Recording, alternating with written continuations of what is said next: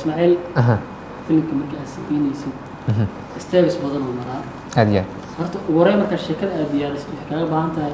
inay heshid dadkii matalaya raggan iyo raggii kale aan xushay iyo dumarkii ku jira filimkaba waxay ahaayeen dabcan dad aan isdhahay waa dadkii u qalmay markii loo soo fiiriyay ninkan filimkii Buldoona Argudisho ninkii directorka sameeyay aniga ahay waa isla baxnaan ninkan isiga xagga markaan tagayna Buldoona aan ku sameeyay filimka ma jirin dad kale oo inta nagala baxay laakiin si xagga dadka ku diyaarinaan jiray aan ku tababarno markaan meesha tagana kadib aan u bandhignay aan dhalinyaro raadinay filimkaas ka soo muuqan karo ilaa aan ka helna dadkii dabcan filimkaas sameynayay markii dambaaris aan soo laabtanay raggan baa xushay ninkan wuxuu ahaa markii ugu horreysay aan la shaqeynay aan isbaranay argushada oo kadib aan isbaranay sidaas aan ka dhawasho doonka waxaa gartay waalidiinta waxa aad kala kulantay caqabado ma jiraan maadaama horta waxyaabaha ugu muhiimsan markaan some action aniga asaasayay waxyaabaha ugu muhiimsan waxay tahay in qof walba some action filmka soo saar daawado uu ku qanco horta dhanka ragga caqabad saas dabcan kala ma kulmi karaan laakiin dhanka dumarka ayaa waxa laga yaabaa marka qaar in caqabad ay kala kulmaan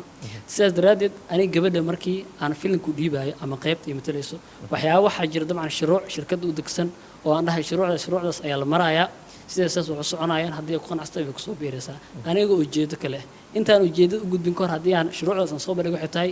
gabadha markii filimka ay sameynayso inaysan ku sameynin muuqaal jirkeeda oo waxyar ay ka qaaweyn oo kaleeto sidoo kaleetana aysan dhicin in dabcan wiil filimkiisa sameynayna dabcan gacmo qaad iyo waxyaabo qaldan ay meesha muuqaalka ay ku sameeyaan saddexaad oo ah dabcan in aysan gabadha ku hadlin hadallo macnaa aan anshax ahayn saddexaas waa saddexda ugu muhiimsan oo waalidka dabcan ka cabsado in gabadhiisa ay samaysto ujeedka ugu dambeeyana waxay tahay in gabadhan hadhow aysan ka xishoonin in ay filmkan ayada ay samayso oo ay ku qanacdo waalidkeedna xitaa dabcan ay la daawan karaan sababtoo gabadha haddii aysan muuqaal qaldan sameyn hadal qaldan ku hadlayn jirkeeda is qaawaneyn oon la hadlayso oo sheekeynayso so I think inaysan problem lahayn aad iyo aad waa gartay isku keenida dadka maadaama hal abuurkii wixii aad maaragtay curiso dad galay u baahan yihiin caqabado ma kala kulantaa in dadkii aad isku keento haddana aad ka dhaadhacsiiso in habkii adiga aad doonaysay loo jila filimka horta caqabad way jirtaa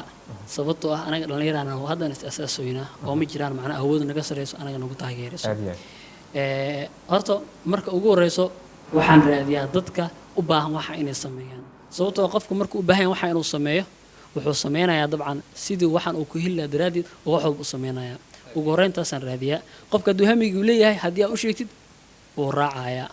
ugu horreyntaasaan raadiyaa midda labaad maxay tahay inaan heli karo qof lagu kalsoonaan karo waayo way adag tahay dabcan hadda filimkan dambaaris wuxuu naga qaatay muddo 6 bilood oo sameyntiisa October 1 ayuu ahaa dabcan haddii aan qaldaneen maalinka ugu horreysay aan shirayna oo filimka sameynaynay October 2 dabcan wuxuu duubistii ugu horreysay aan bilaabnay marka way adag tahay October ilaa iyo February oo duubisku ekeed in dabcan aad hesho dad intaas kula joogo waxa laga yaabaa haddii dadka qaar aadan kalsoonaan lahayn October in filimku sameeyaan 2020 bishii koobaad inay dhaha filimku waa joojin waxaan ma sameyn karno marka waa inaa heshaa dad aad ku kalsoonaan karto ilaa ay filimka ay kaga dhamaanayaan filimkan dambi baaris muddo inta lagu qaatay jilitaankiisa wuxuu qaatay October ilaa iyo bisha February bilowgeedii iyo duubista dhamaatay February wixii ka dambeeyay ilaa iyo March xilligan ku soo gaareen waxa qaatay editingkiisa habeentiisa waqti goorma kugu dhalatay inaad filim aan cirisa aad samayso walaahi markii laga soo tagay cameraman-nimo iyo muuqaal hagaajin markii laga soo tago inaan wax qoro wixii ugu dhalatay 2019 waxaa jira shakhsiyaad dabcan igu dhiirigeliyay oo dhahay dabcan waa sameyn kartaa marka aan sheekada aan diyaariyay ugu horeyn macnaha marka film sameey aan noqonaysid waa inaan noqotaa qof filmada xiiseeyo qof iska caadi aan film daawamo film sameey ma noqon karo sababtoo ah hobbigiisa ma aanbo aniga hobbigayga ahayd talabaad dabcan fikirkayga ay si inaan film sameey noqdo marka 2019 bilii horeetay ahayd film baa qoray sheekan diyaarsaday waxaan la xiriiray yar la yiraahdo Maxamed Alwaax Jeelaani oo sameeyay film yiraahdo Afduub runtii waa u sheegay sheekada kadib dabcan xoraa waa sameyn karta sameey ilaa ay maanta asigaas yar kale garaadoon la isna saaxiibkayga ah dabcan hadalkii u dhiirigeliyay oo dhahay sameey ilaa ay maanta heerkan ka imaado waa filimkii ugu horreeyay maya waa filimkii markii aan sameynay filimkii ugu horreeyay dabcan oo hirgelay waan isjecelnaa film yiraahdo filimkaas waxa la yiraahdaa waan isjecelnaa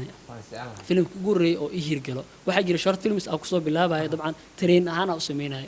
waxana waa train waxana film ahaan u sameynay marka kaa magaciisa ma jecel ma lahaa mise waan is jecel lahay magaciisa waa jecel waan is jecel waa lahaa gartay filimkii ugu horreeyey ee uu curiyey hal abuurkan daada yar bal nala daawada